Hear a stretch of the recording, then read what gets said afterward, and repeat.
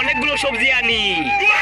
দাঁড়াও, আমি সবজি খাবো না, আমি মাংস খাবো, আমি মানুষের মাংস খাবো, সেটা এনে দাও। ঠিক আছে দাঁড়াও, আমি মানুষ আনতেছি। আশেপাশে তো একটা মানুষ নেই। হ্যাঁ, আরে ভাই, হ্যাঁ আমার একটা কাজ করে দাও। ঠিক আছে, তারপর তুমিও আমাকে একটা কাজ করে দিবে। ঠিক আছে, করে দিব, চলো আমার সাথে।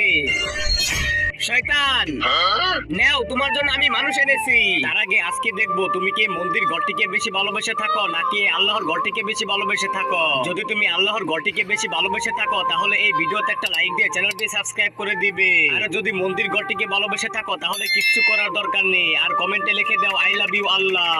আরে আমি এনেছি তোকে। হ্যাঁ আব্বে, আমি তোকে এনেছি।